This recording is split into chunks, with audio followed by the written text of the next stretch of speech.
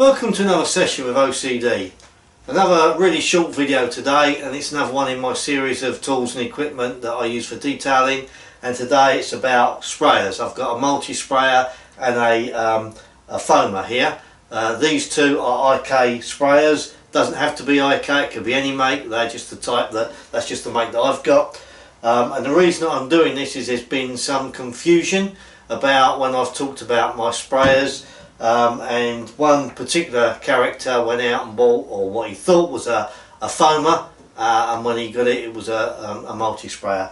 So there is a difference. Obviously, they both look very similar at first look, but then when you get a bit closer, you've got this one, which is a multi-spray, and you can see the tip that it's got on it, and this one is a foamer, and you can see the different type of tip that's got on it. So they're both totally different tips. One, obviously, this one is the foamer, and I've used it in previous videos when I typically the way I've used it is when I've cleaned wheels. I've put solutions in here and then sprayed my wheels, and it can produce quite a thick foam depending on the strength of the solution. So I use that mainly for foaming wheels. When you use these, they've got a measure on the side here for so you know what solution you've put in there. I typically use about between 750 and 800. I don't put much more of a solution in there than that. The reason that I do that is that the air that's left at the top of the container, that's the bit that when you pump it, it's the air that gets compressed. And it's the compressed air that gives you the force to throw out the product. If you fill it right up and only leave a little bit of air to be compressed, then that compressed air is used up quickly, and you spend more time pumping the sprayer than you do spraying it. So my suggestion, 750 to 800 mil typically is all you want to do, and then that bit of air that's compressed will last longer, so you do less pumping.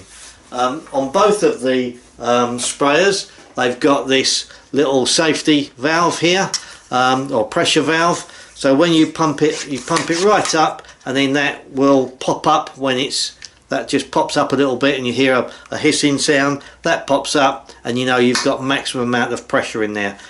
When you've finished using the sprayer, you then pull that up. So if I pump it up a little bit.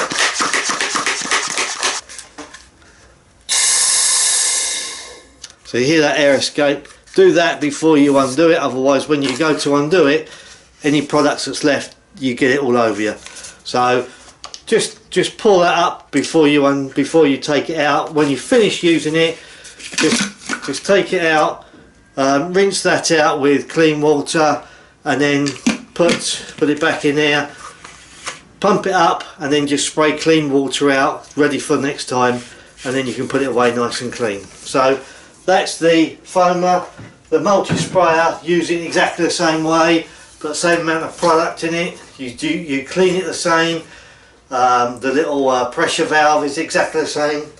I'll put some product in here now so you can see the different effects of them.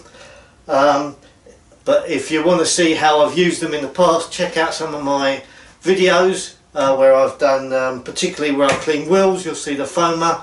And where I've done decon work, where I'll put a pre-wash on, or pre-wash on, then you'll see how I've used my multi-sprayer. So I'll put some product in now, and I'll then show you the effect. Right, so this one's the multi-sprayer, and you can see that's just a sprayer. You can see the type of spray that comes out of there. This one is a foamer.